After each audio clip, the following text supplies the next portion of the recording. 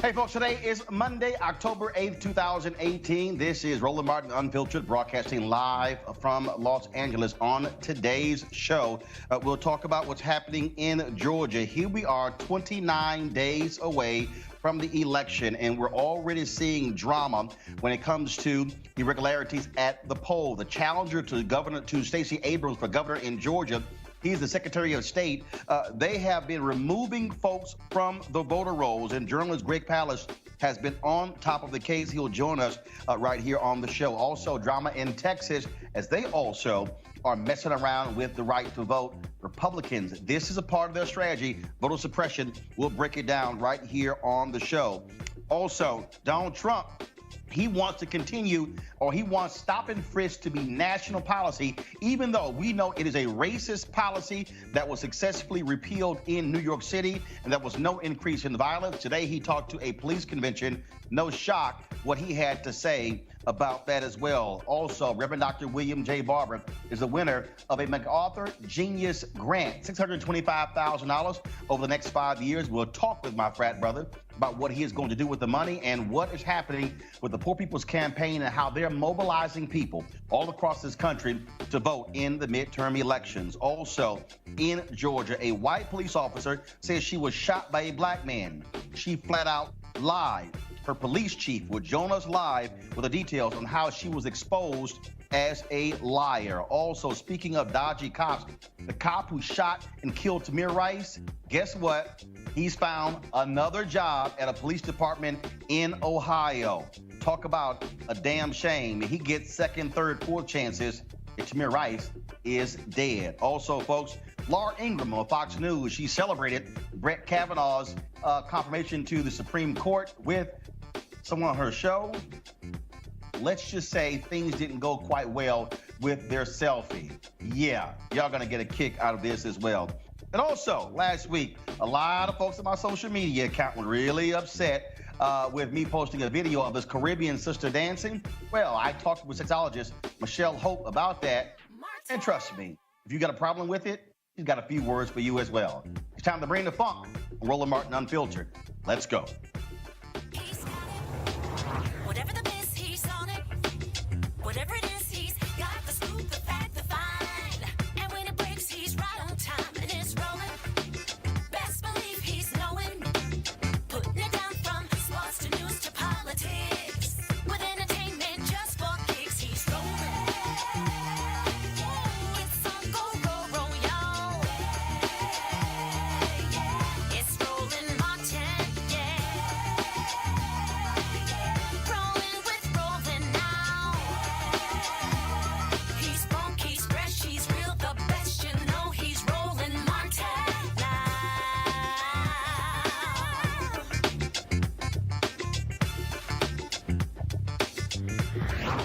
Martin. Hey, folks, we're 29 days away from the midterm elections, and already Republicans are doing all they can to suppress your right to vote. We're seeing this in Texas, but also in Georgia. Well, the Secretary of State, Brian Kemp, he is running against Stacey Abrams to be the next governor of Georgia. Well, in 2017, they purged thousands upon thousands of people from the rolls. So although you're in Georgia and you might think that you're registered to vote, you might want to double check that. How do we know this? Well, Greg Palast, an investigative journalist who's been investigating voter suppression since 2014, he took them to court, or threatened to take them to court, to get the documents showing massive voter purging taking place in Georgia. He joins us right now on Roland Martin Unfiltered. Greg, how you doing? Okay. So, Well, Greg, give us a sense of how this debacle has been taking place. Republicans all across this country, they have been using voter suppression, all kinds of different schemes to remove folks from the polls. We have, of course, an outfit out of Virginia threatening a lot of these small towns in Mississippi, taking them to court, purging voter rolls. We've seen it happen in Florida with Governor Rick Scott. But in Georgia, the Secretary of State, Brian Kemp, he has been doing this. You busted him, correct? That's correct. I started actually Rolling Stone investigation of this character, Brian Kemp, in 2014. So it's not like I went after him because he's running against Stacey Abrams for governor. he's been playing this kind of racist purge game for years now. So Rolling Stone, we first busted him in 14 and 16. I've continued on. I filed a lawsuit with the Reverend Jesse Jackson to saying, or we were about to file a lawsuit. We gave him a 90-day notice saying, cough up the names of the people you have purged from the voter rolls and why you purged them, or we'll haul your behind into a federal court. Hours before the deadline of 90 days, which is required by law, he gave us the entire list of those who've been purged. If you are a Georgian or know anyone in Georgia, tell them to go right now to gregpalast.com. That's GREGPALAST, gregpalast.com, and you can check if you've been purged. And guess how many? It's 591,000 voters, over 500,000 voters purged in the year 2017, just last year. No one was sent a notice that they were purged. No one was sent a notice. 1 in 10 Georgia voters. So if you think, well, I can vote, it's an important race between Stacey Abrams and this guy, Brian Kemp. I'm not telling you how to vote. I'm just telling you, if you expect to vote, you better check. If you're on the voter rolls, 100,000 people have checked today, and thousands and thousands have had to re-register. Here's the problem, Roland. He stalled. We just put this thing out, and you've only got till tomorrow, Tuesday, today and tomorrow, to re-register to vote if you have been purged. And Greg, look, I mean, not only has he doing this is the key.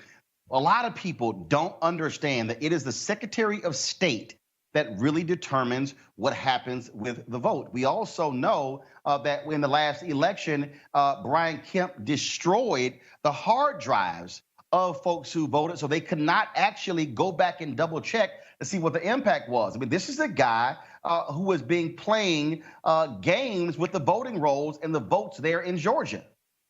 Oh, all kinds of games. And I want to tell you, one of the games that he was playing is called Crosscheck. There's a guy named Chris Kobach. He's the Secretary of State of Kansas.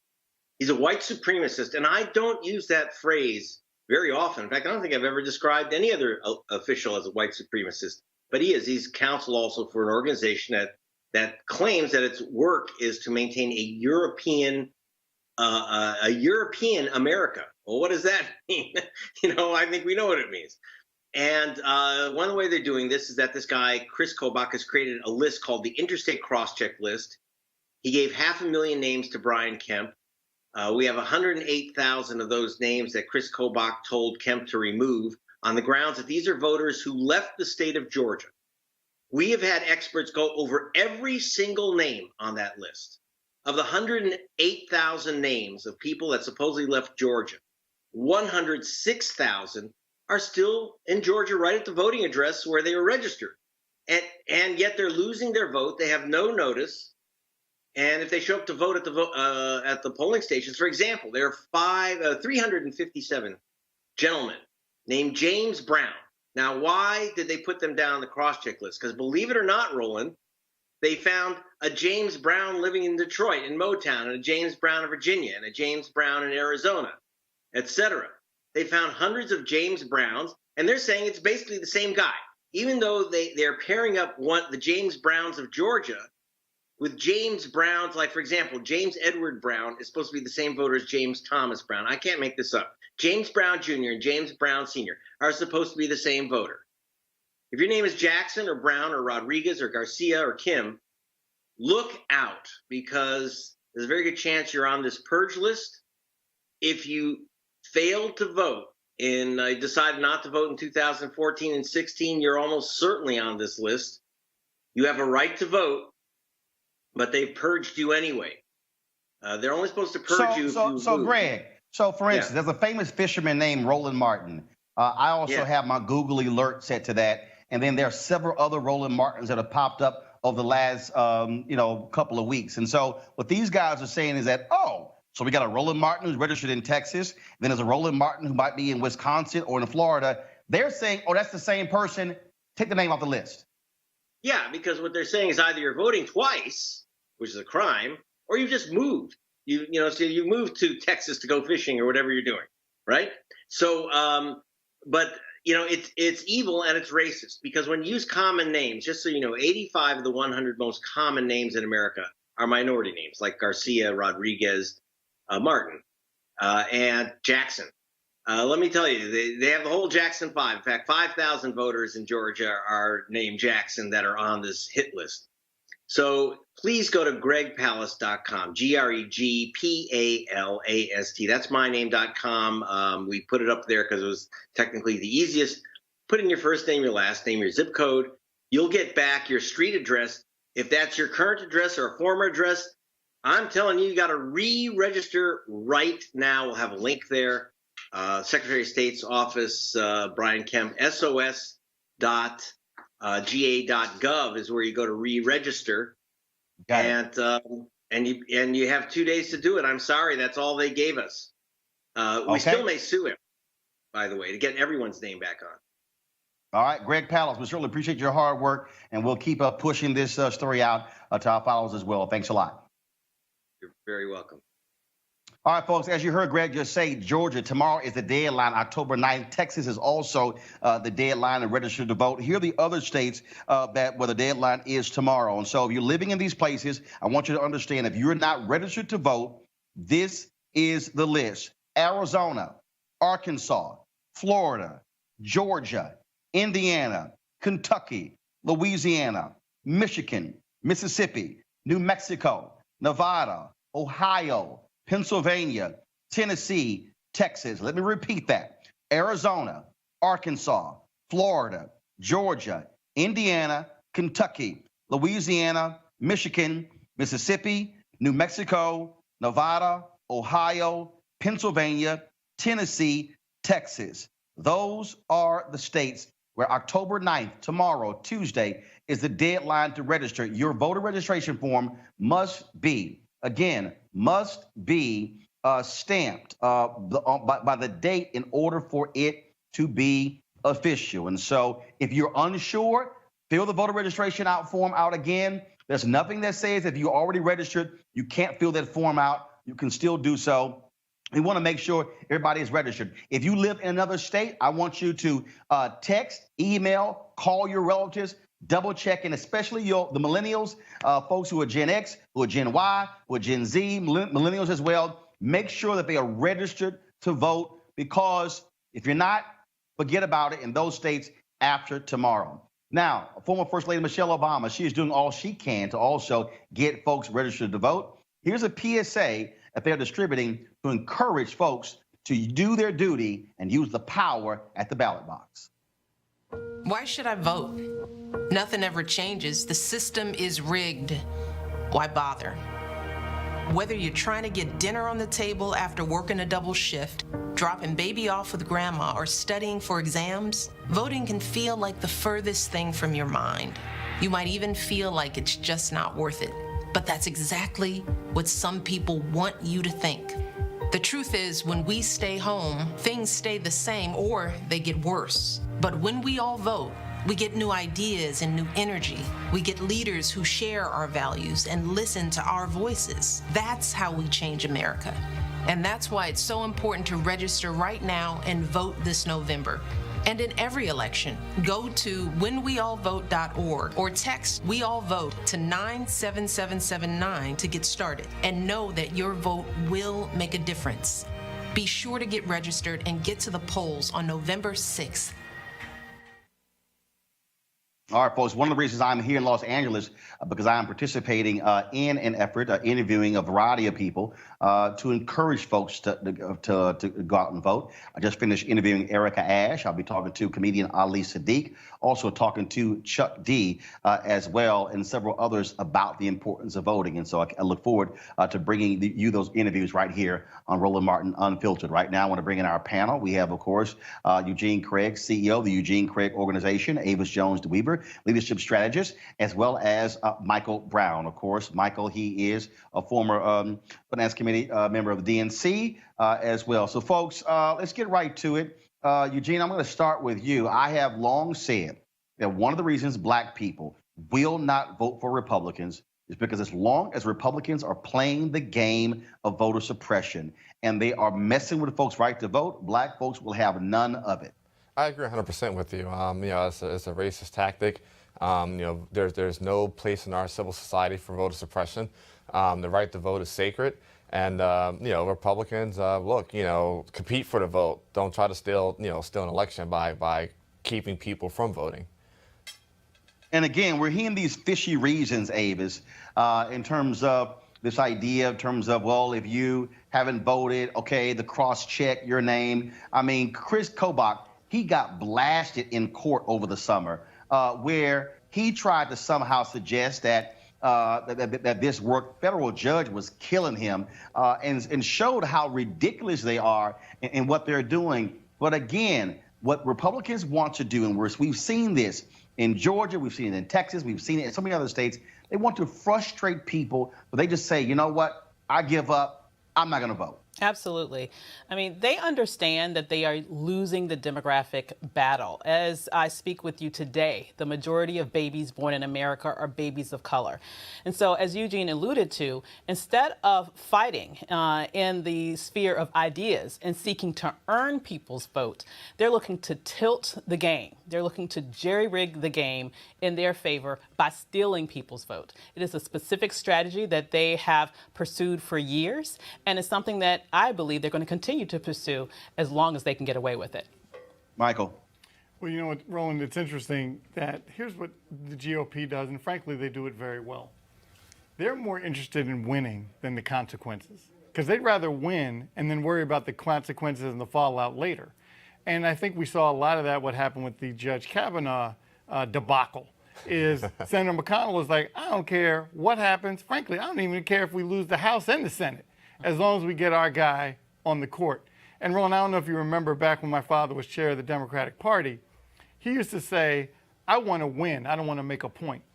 And that's what the GOP does. They worry about winning. They're not trying to make people feel good. They don't care about demographics. They don't care about a big tent. What they care about is winning by any means necessary. And of course, when we talk about them wanting to win, whether you talk about cross-check, whether you're talking about how the lengths they go to a voter ID. Again, I mentioned this conservative outfit out of Virginia, where they have been targeting these small towns in Mississippi and Alabama, largely African-American, threatening them, saying, if you don't do this, we're going to take you to court. These small towns cannot afford those legal fees, and several of them have been actually purging the rolls. These are the tactics that they're using in order to intimidate black people and brown people from voting. Absolutely, and it's horrible. I really wish there was somebody on the other side that could come to the defense of a lot of these small towns. Because the trickle adds up to a river, and what you end up seeing is a river of votes being taken away, being stolen, fraudulently and illegally. As the gentleman, the guest before, he said, look, they're taking common names, they're taking very common names and quote unquote cross matching them, and trying to make a case that the person is double registered when look, people have common names. I mean, there's only so many names that can go around for a 400 million person populace. But what Republicans are doing and what a lot of these conservative groups are doing is absolutely wrong. It's a travesty and it's an atrocity. And if I'm a Democrat, today today and many days leading up to the election, as you get a hold of these purge rolls, I'm probably diverting most of my resources to calling these people and getting them registered, particularly in the day and age where we can register people online. You said it was a travesty. Well, that pretty much is what took place today in Chicago, where Donald Trump was speaking to a police convention where he basically called for stop and frisk to become national policy. Well, we've seen that policy. Actually, hold tight 1 second, Michael. I think we have audio. Go ahead.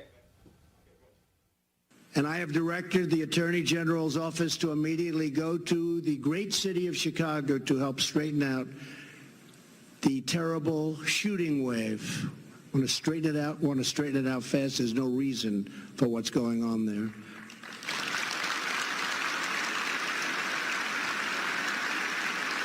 I've told them to work with local authorities to try to change the terrible deal the city of Chicago entered into with ACLU, which ties law enforcement's hands and to strongly consider stop and frisk. It works, and it was meant for problems like Chicago. It was meant for it. Stop and frisk.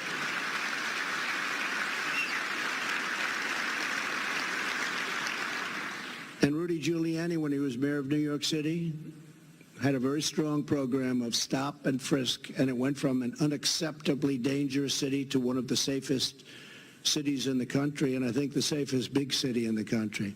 So it works. Got to be properly applied, but stop and frisk works. The crime spree is a terrible blight on that city, and we'll do everything possible to get it done. I know the law enforcement people in Chicago, and I know how good they are. They could solve the problem if they were simply allowed to do their job and do their job properly, and that's what they want to do. So, Chicago, we're going to start working with you as of today. Okay, folks, Donald Trump just lied in that particular speech. Facts are stop and frisk in New York was deemed to be racist. 96% of the people who were stopped in stop and frisk were never even charged with a crime. Guess what? The police and all the people who were shouting, "Oh my God, this is somehow going to cause a dramatic rise in crime," flat out lied. There was no increase in crime in New York by getting rid of stop and frisk. Michael, this is a president who is advocating a racist policy. They're not stopping and frisking white folks on Wall Street to see if they're carrying cocaine or other drugs. What they're doing is they're stopping and frisking black and brown people. This is Donald Trump advocating on behalf of what is an undeniable racist policy. The same thing Mike Bloomberg did, and then he was all the big boogeyman. And a year after stop and frisk ended, they had no evidence that it increased crime. You know, you use that word that it's not debatable about this particular policy. Everybody knows it's about getting black and brown folks in the criminal justice system. You're right. They're not on Wall Street. They're on Central Park West. The problem that you'll hear a lot of folks talking about, though, Roland, and I know you hear it all over the country, is then people say, how did this guy even get elected? You know how he got elected? Because a lot of people said, you know what, I don't like Hillary. For whatever reason, they didn't like her, and they stayed at home. A vote, when you stayed at home, that was a vote for Donald Trump.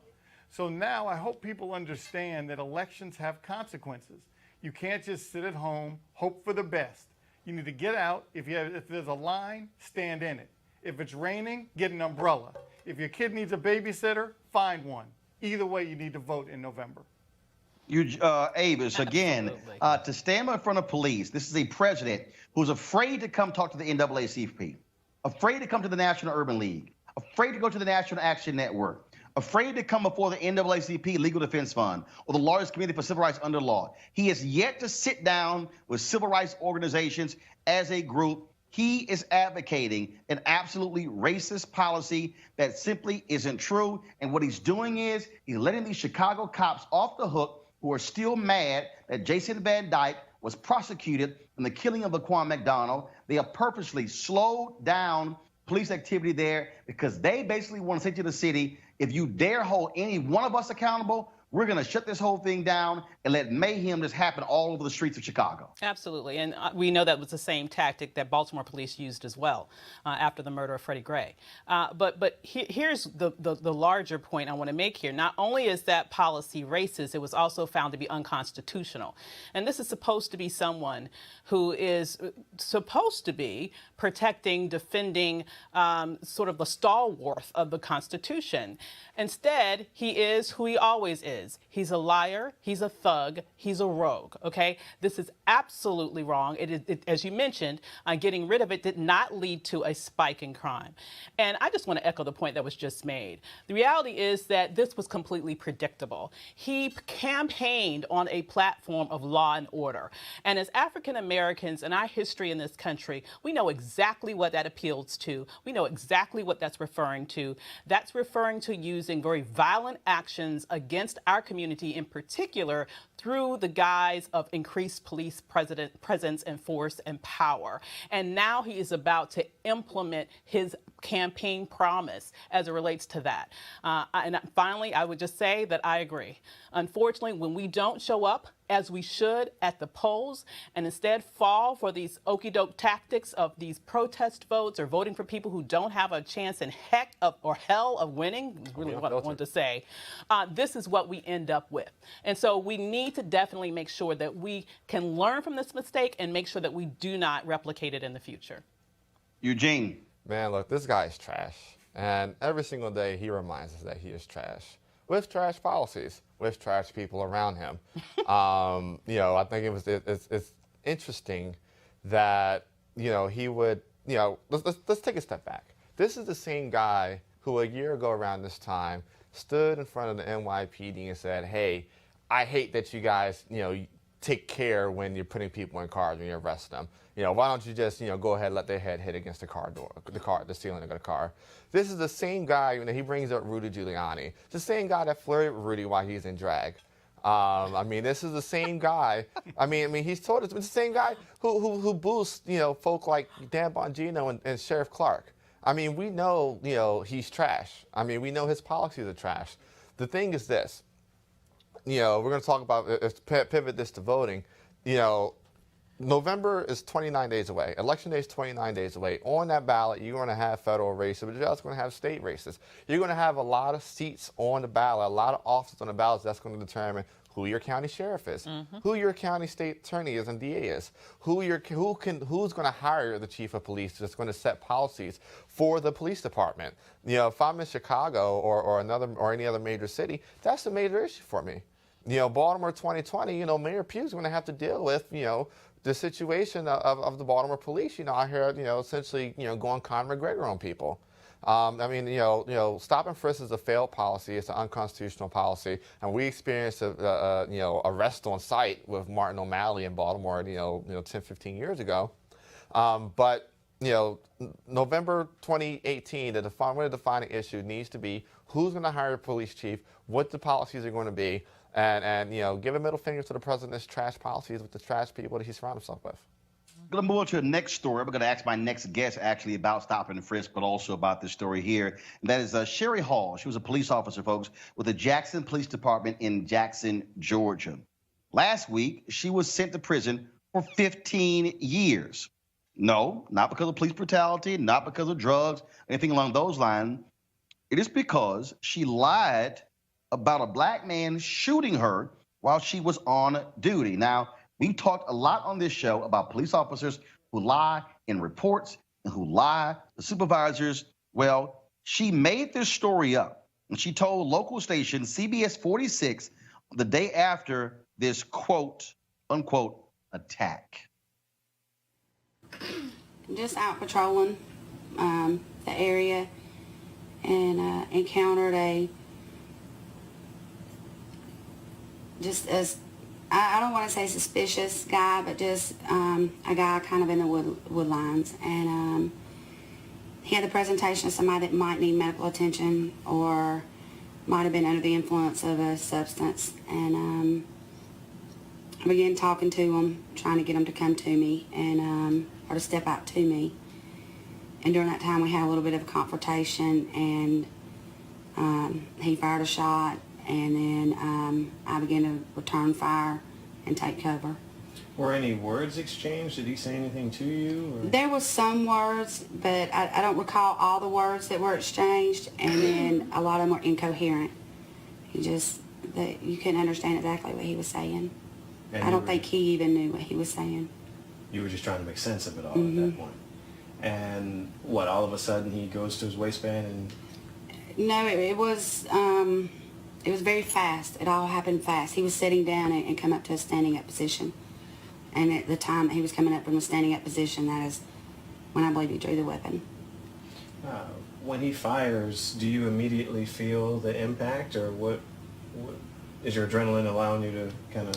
I felt the impact. As soon as it hit, it knocked every bit of breath out of me. And an overwhelming burning sensation. And it actually dropped me to my knees. And But I know I had to get back up. I couldn't lay there. I had to get up. Did you initially think that you were hit, or? Yes. I mean, I knew something. You don't feel that type of pain and impact and every bit of breath go out of you if nothing hit. Yo, her ass was lying the whole damn time. Talk about making up a completely bullshit story out of thin air. It took investigators about 10 days to figure out her ass was lying. They hit her with 11 counts of providing false statements, violating her oath of office, tampering with evidence. Again, she's headed to prison for 15 years. Joining us right now is the police chief of Jackson, Georgia, James Morgan. Chief Morgan, how you doing? I'm doing great. How are you? Chief, it has to offend you as a black man, as a police chief, to have this officer just lie, make up a story saying some black man did all these things to her when it is completely fabricated. Does she got a mental problem? Is she a racist? What's the deal? Oh, definitely racist. Well, looking back over it, she was hired as a police officer, and to confess, she did. To they didn't experience any type of racial overtones or any type racial problem with Sherry Hall at all. Why she made that statement, made the story up, that's still yet not totally clear to me. But as far as the racial relationship that she had with the community, she had a very good relationship with the community.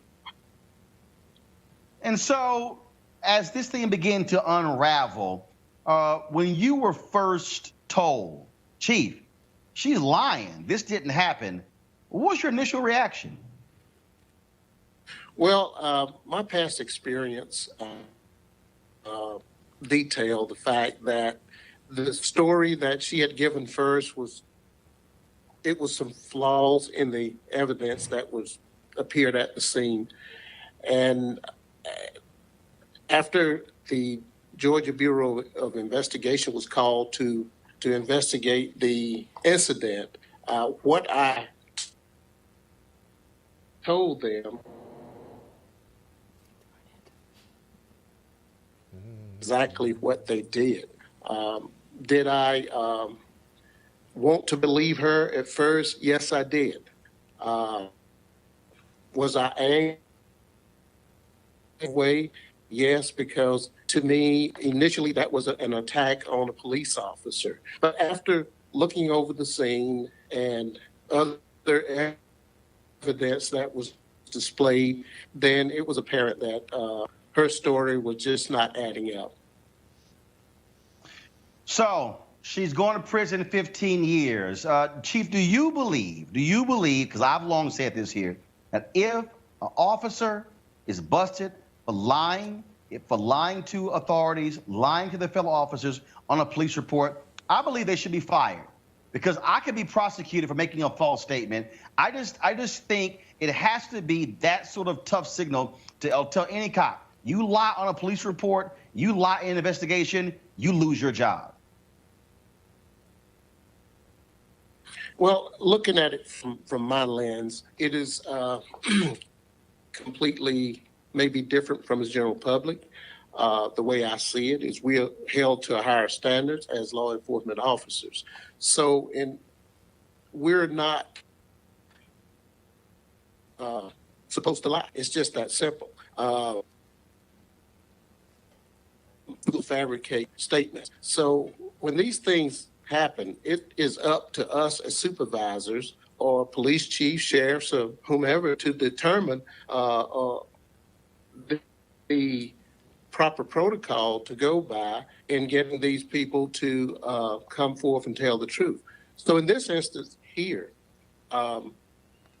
looking back over it, I'm not really angry, more disappointed than angry with the officer, because again, as I mentioned earlier, she was a complete good officer, did an outstanding job. But looking at the incident itself, and that was a conscious choice that she made. And once that choice was made,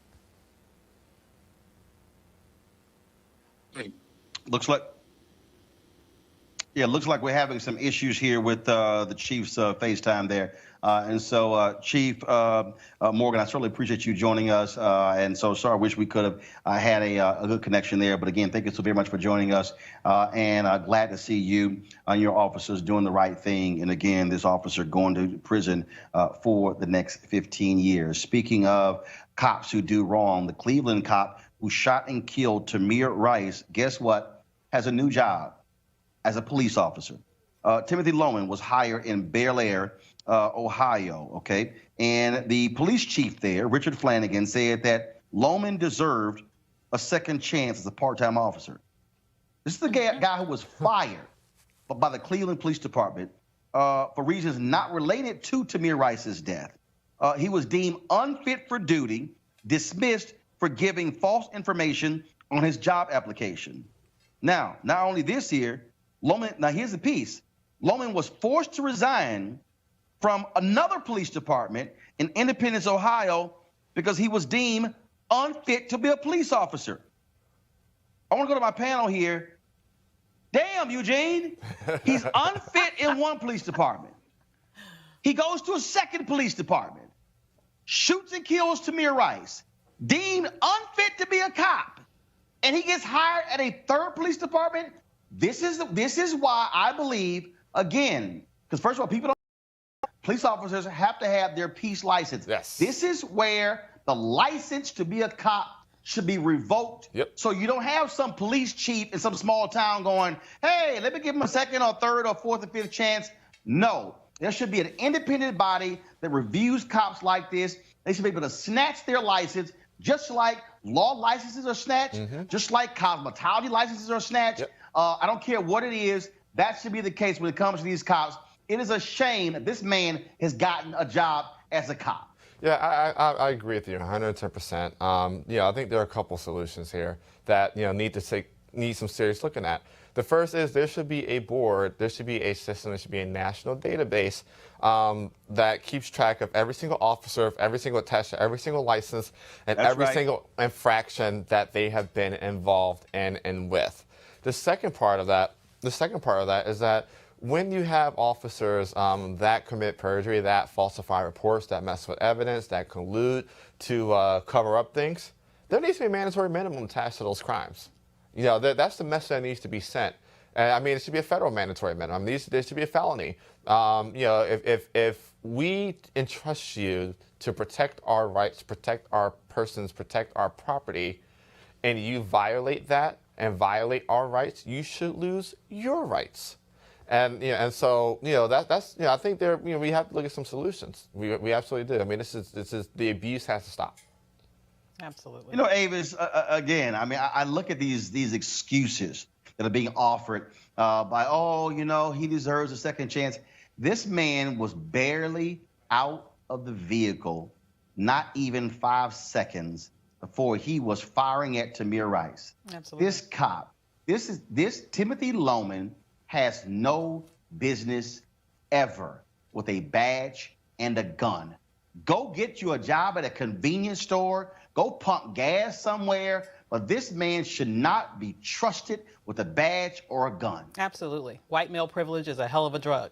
Listen, what happened before, as you mentioned, before he even was hired in Cleveland, in terms of what happened with Tamir, was the reason why he was fired from his previous job specifically had to do with his irresponsible handling of his firearm. And so he was already documented danger before he was hired in that case. And as you mentioned, I mean, as I remember that video, and I remember that video like it was yesterday, because we've had so many tragedies that have happened. But that particular tragedy sticks out in my mind because my youngest son was 12 when Tamir was murdered. And we know that Tamir was murdered when he was 12. And so I'm sitting there watching this video, watching what was clearly a child playing in the park. And Tamir, in my estimation, in terms of just looking at the video, was the victim of a drive-by shooting, okay?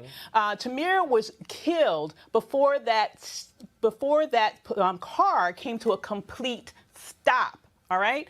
This man is irresponsible. He is, in fact, a murderer.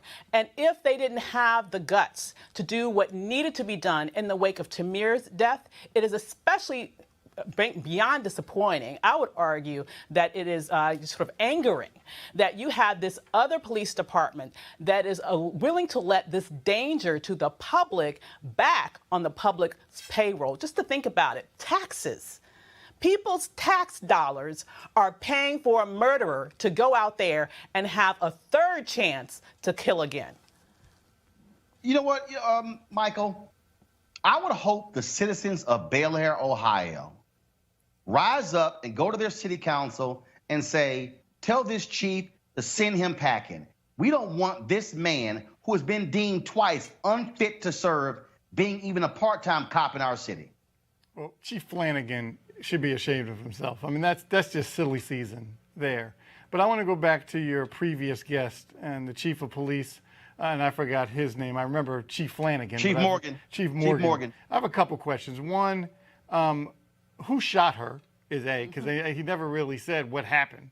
Yeah. And two, since she clearly has these kind of views about people of color, were all of her cases reopened? Maybe I'm over-lawyering it, but it seems to me that she has a tendency to not care about people of color. So what happened to all those cases in her history? Are they reopening them? Is the DA looking at them again? And maybe you have some people that are innocent that were found guilty by crimes that she perpetrated on them.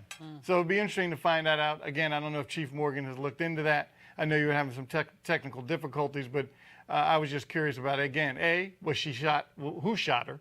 And B, were her cases reopened?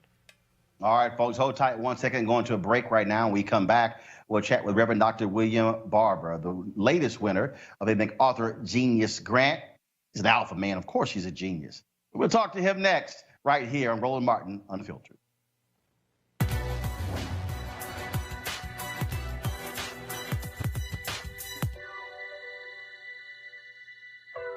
America is as much our country as it is yours. Abolitionist David Walker.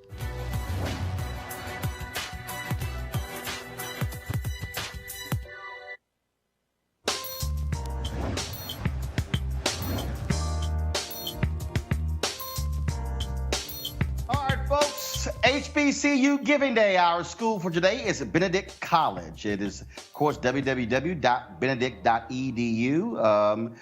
Of course, they are one of our HBCUs, and it's important for us to support our HBCUs, but not only when it comes to giving. We also hope that you, if a graduate of Benedict College, would also send checks back as well to support your university. And so we want you, whether it's $1, $5, $10, $20, $30, $50, $100, doesn't matter. Every dollar counts when it comes to keeping our young folks in college. So please support Benedict College, benedict.edu.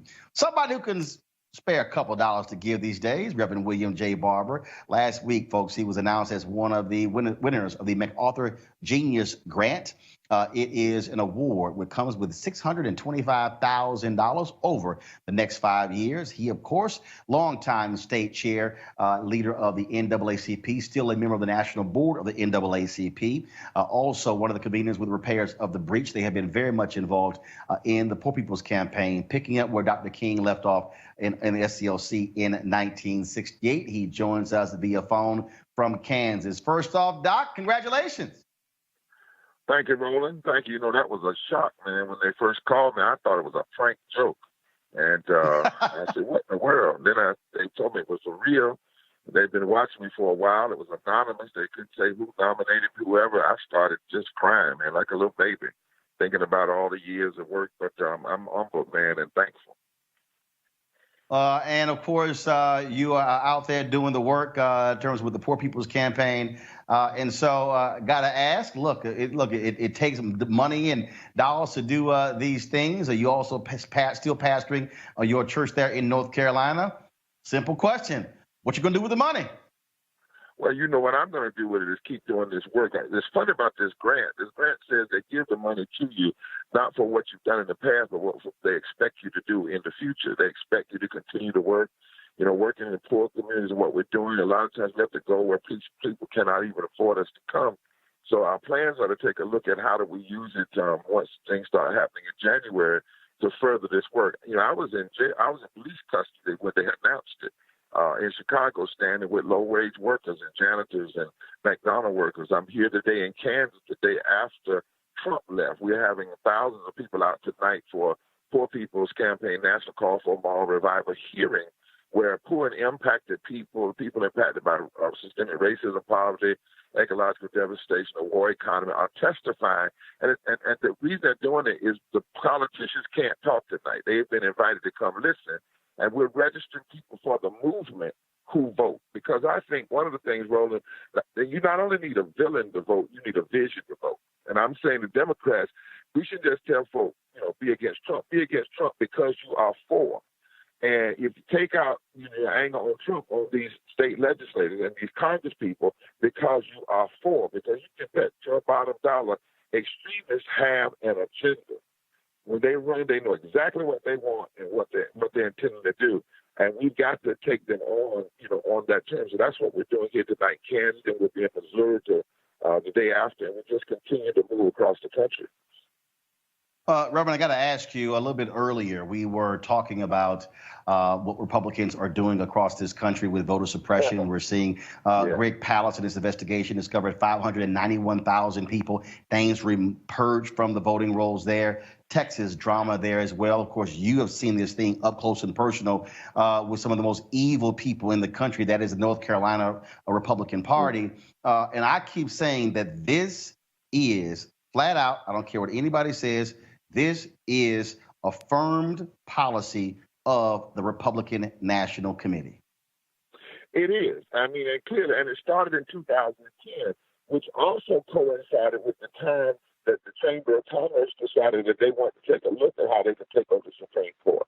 And they knew that in order to get that, they had to suppress the vote so that they could get control of state capitals, so the state capitals could gerrymander the districts, particularly in Congress, and therefore they could, gain control of the Congress. And also by suppressing the vote in these vast cities, they could work to control the Senate, particularly in the South. And as you know, Trump lost by 3 million popular votes. He won by 80,000 votes in 3 states. One of those states was in Wisconsin. He won by 30,000 or so votes. 250,000 black votes were suppressed. We had 698 fewer voting sites in black and brown communities in the 2016 election. So we have to have a massive turnout, and we have to have a massive turnout and a focus on this voter suppression and break the back of it. One of the things people miss, when Lindsey Graham went off, how his support for Kavanaugh, it did not come out, Roland, that Kavanaugh voted to uphold the racist photo ID in South Carolina that Lindsey Graham supported. That never came out. And so, when he was going off, he was going off saying he was for Kavanaugh because Kavanaugh did the very thing he wanted done in Michigan State. We can overwhelm this system, though. If we get somebody said 12 or 14% higher than the last mid-year, we can do this. So everybody, I think you just say, has to turn out and stay there.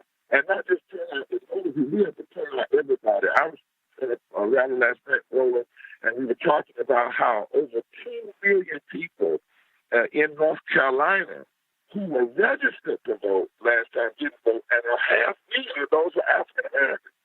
We cannot afford to do that when you know people are doing everything they can to suppress your vote. One last thing, Roland. Right now we hear, you heard today McConnell say mob rule and Lindsey Graham mob rule. Do you know that when the judge overruled George Wallace, when he was blocking the marches from Selma to Montgomery, George Wallace said to that Southern judge, you have now joined in supporting mob rule. Mob rule is a direct quote of racist segregation from the 1940s, 50s, and 60s. And Democrats better call it out and call it what it is. All right, then. Reverend William J. Barber, we certainly appreciate it. Hey, Poor People's Campaign website? Yeah, Poor People's Campaign. If you go to poorpeoplescampaign.org, you can go there, or go to www.breachrepairers.org and click on the Poor People's Campaign site, and it will take you right there. All right, Reverend Barber, always appreciate you being a supporter of Roland Martin Unfiltered.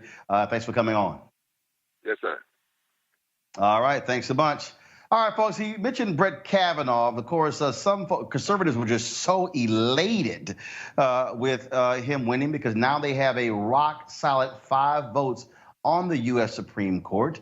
And Brett Kavanaugh, despite him writing this editorial calling himself an independent, no, you're not. He's a right-winger. So on Fox News, Laura Ingram's show, they were celebrating. And so Laura had a contributor on, and they decided to take a selfie live on air to celebrate this. And this happened. You take that when it's open, and I'll take a quick selfie. You ready? All right, ready? Okay. Okay. Right. Smile. Do we have it? Wait, yeah, the angle. Go to the edge. Wait, the angle. Go to the edge. Oh. The ACLU used to care about the rights of accused, but with Kavanaugh, well, they spent $1 million. Okay. You know what? Henry, run that back. You take that when it's open, and I'll take a quick selfie. You ready? All right, ready? Okay. Okay. Right. Smile. Do we have it? Wait, the angle. Go to the edge. Wait, the angle. Go to the edge. Oh. The ACLU used to care about the rights of accused, but with Kavanaugh, well, they spent $1 million compared. And Amy, Laura trying to say, oh, that was a gag. No, he bust his ass. He did. You could hear the thunk when he hit the floor. And she just kept going like, I don't care what the heck happened to him. Oh, hell, like, oh. It was hilarious. There is a guy. See what happened? Somewhere. See what happened? God, see what happened with evil? Too funny. All right, folks, speaking of funny, so last week, first of all, we had a conversation on Friday with our panel because we had a whole bunch of holy rollers, all kind of people on my Instagram, social media, all upset because I posted the video of this sister from the Caribbean, goes by Royal G on Instagram, whining. And of course, that's a phrase that is used in terms of a type of dance. Okay. Oh, I had people talking about, oh my God, she was looking like a prostitute, like a stripper, as if they've never actually visited any island countries. And so Michelle Hope, a sexologist out of New York, she, of course, was traveling in. She got here a little bit late, so we decided to go ahead and record our conversation. And so here's our discussion about all of the people who just are up in arms because I dared post such a video on my Instagram and social media pages. All right, folks, on Friday's show, we were supposed to talk to Michelle Hope, sexologist from New York City, and, of course, she's running a wee bit late. We were going to talk about this video that I reposted on Instagram, and I talked about it on Friday's show, but I said, you know what? I still want to talk about the video with Michelle because I'm just amazed at these people and their absolutely ridiculous reactions to the video, okay? So for those who didn't see the video, so I'm going to play it for you. So let me set it up, okay? So Shanae Hall, radio personality out of Atlanta. I know her well. I've known her for about 7 to 8 years. So she posted this video of this Caribbean sister dancing. So I saw the video, and I'm like, man, this sister's getting it in. But I like the song. And so I then said, tried to Shazam it, couldn't get the song. Any of my Caribbean followers, if y'all know it, let me know. I've done it before. Then these people lost their damn mind. So let me show. So here's the video, y'all.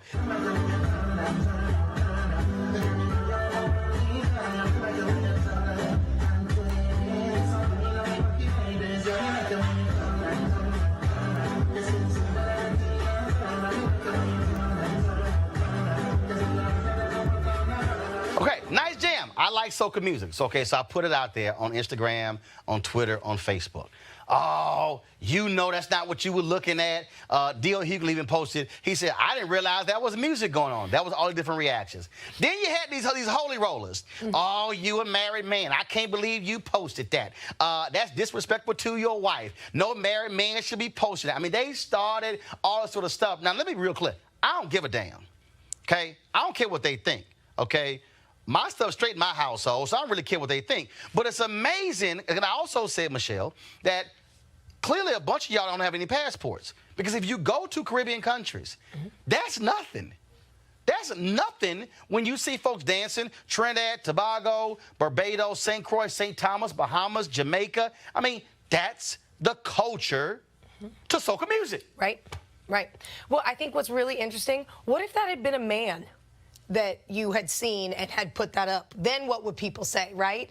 And I think what that's rooted in is, one, not knowing your history, not knowing where these kinds of dances come from, and then two, the idea of rape culture. So for people to go immediately to, oh no, Roland, you're not looking at this for the music, you're hypersexualizing the individual in the video, and it doesn't sound to me like that's what you were doing. Although, let's be real, she had moves. She had moves. I thought about that. My hips, the arthritis in my hips started when she started dirty whining, right? And I think that what we have to do in this hypersensitive time of really looking at sex and sexuality and what it means is we kind of have to go a little bit more internal and ask ourselves, what is it in me that's coming up, and why am I continuing to predicate these ideas? Because that's what's happening. Oh, that's not holy. Wait a minute, so now a woman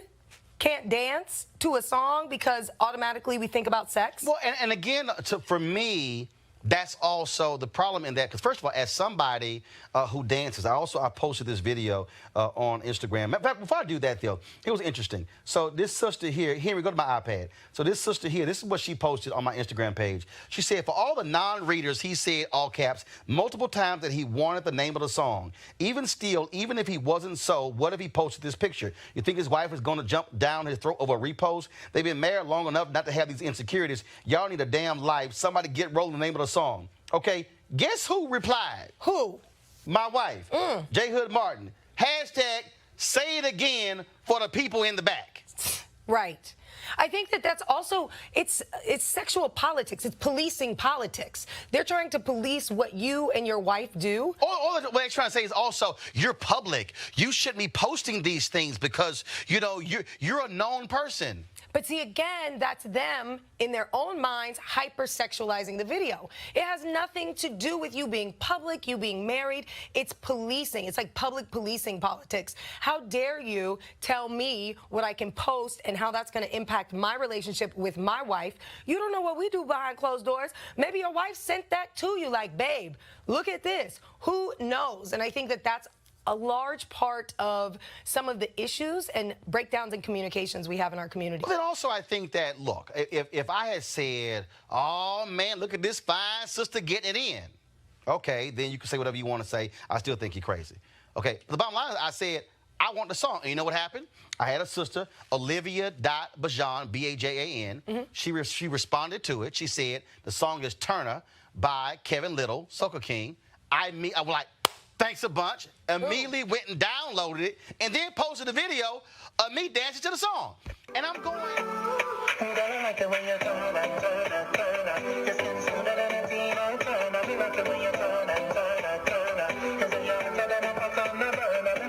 told y'all that was going to download the song.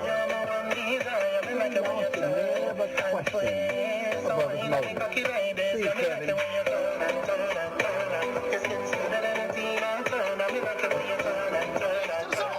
And I'm going, so, but the fact that we're so caught up in this thing that somehow because I'm public, that somehow, oh no, because I've even had people come up to me, you know, I'll be at Essence. Oh no, you really shouldn't be out here dancing, you know, because they're going to post it on YouTube. And I go, you know I'm already on YouTube dancing. Right. You put yourself on YouTube dancing.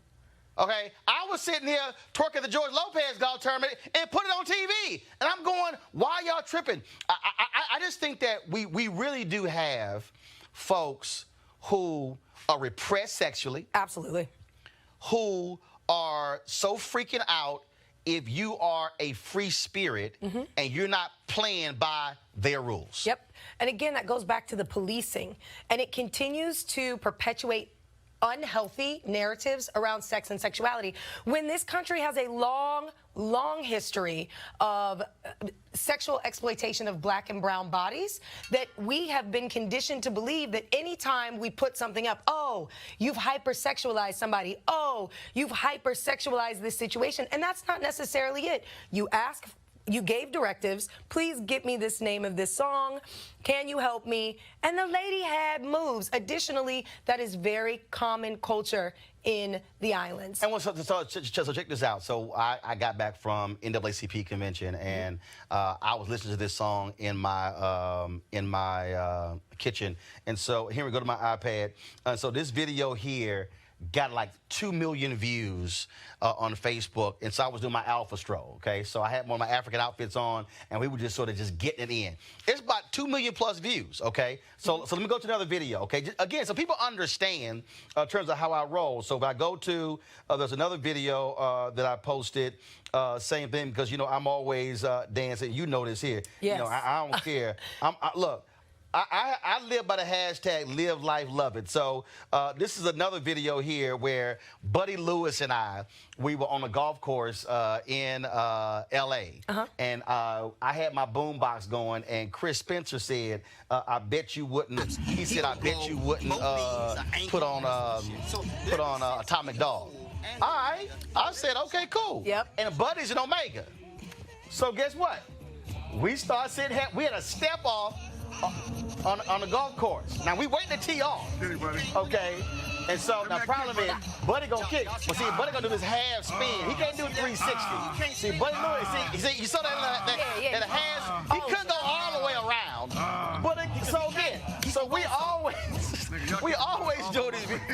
But I still think I think people need to get over themselves of this whole deal is as if you can't show multiple sides of who you are as an individual, even if you're public. Yeah, I think that speaks to our lack of understanding around intersectionality.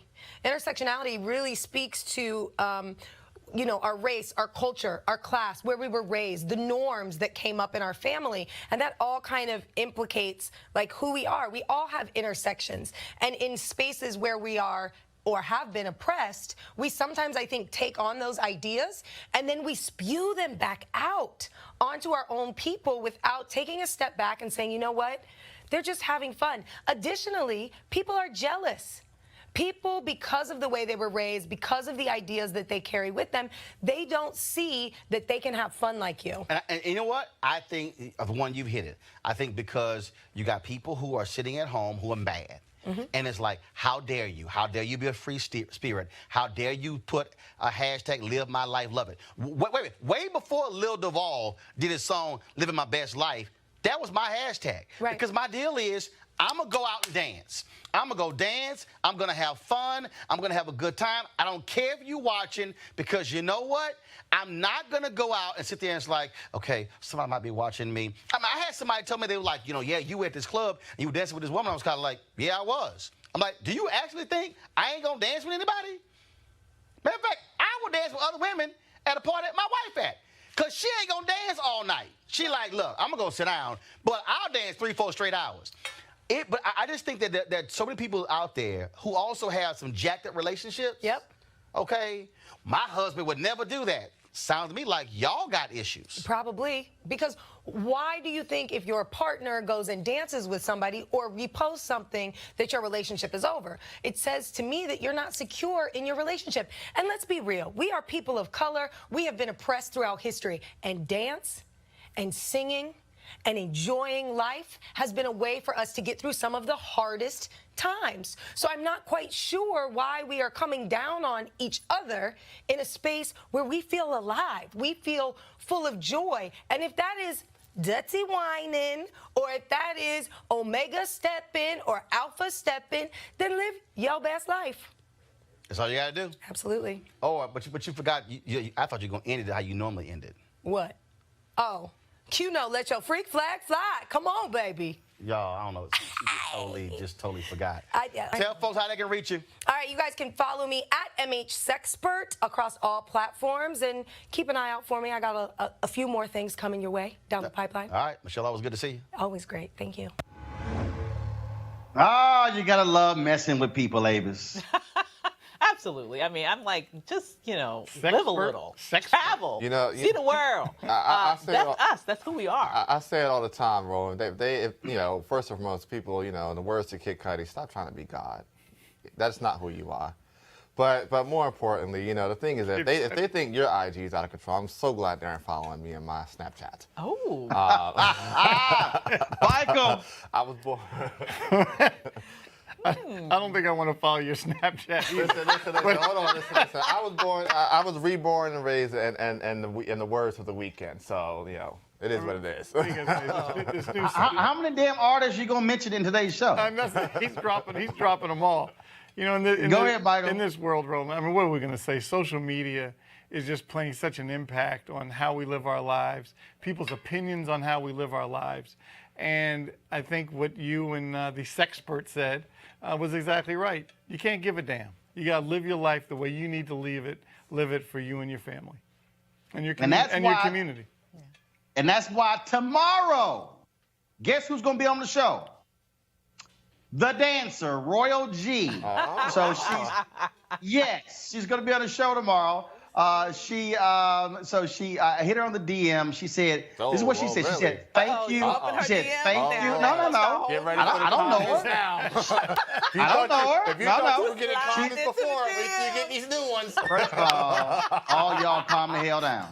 What she said was, thank you for defending our culture. And that's the thing. And so I've had some people already on Periscope, I don't like this topic. Well, get the hell over it. Every topic ain't for you. But there are people who are learning. Because, look, let's just be honest. There are a lot of us who don't travel to these countries. We don't understand. I had a sister who was telling me, oh, my God, she's looking like a stripper. And I'm going, but that's the culture. Again, America's puritanical views have also been placed upon us as African Americans. And so we need to learn about our own people who are in other countries and learn about those cultures and not say, here are our values we're putting on you. So tomorrow, it's time to go to class. And maybe some of y'all will learn how to wind up. Folks, you can all support us at Roland Martin Unfiltered by going to RolandMartinUnfiltered.com, joining our fan club, Bring the Funk Fan Club. We certainly hope you would do that. We have lots of folks who have been signing up for that. We want you to contribute to us to make this all possible. And again, like I say, we're traveling all around the country, focused on what's happening when it comes to this election. We were bringing you the stories a lot of people are ignoring left and right. And so we want to be able to continue to do that. So please go to RolandMartinUnfiltered.com. Second, we want you to go to Facebook. Click live notifications. Same thing on Twitter, Periscope, and YouTube. Subscribe to the YouTube channel. So every time we go live, then you'll get a notification and know exactly that we're live. If you're not getting your live notifications, send me an email to Roland@RolandMartinUnfiltered.com so we know that, because we're hearing that some of y'all are not getting the word when we go live. I don't know what these social media folks are doing, but I plan on busting them. So please do that. Folks, I will see you tomorrow right here from Los Angeles. You know what? I might do the show from outside, give you a view of the Hollywood Hills. That's tomorrow right here, Roland Martin Unfiltered. Don't forget the restream, 10 p.m., midnight, 2 a.m., 4 a.m., 6 a.m., 10 a.m., 8 a.m., 10 a.m. We restream the show multiple times. And just in case somebody missed it, tell them to also go to VOD and go to Facebook, Periscope, YouTube to check it out. And lastly, download our podcast, okay? You can watch the show on the go or listen to it, audio and video podcast, from the Google Play Store as well as from iTunes. All right, I got to go. Go holler at my man, Ali Sadiq. Y'all take care.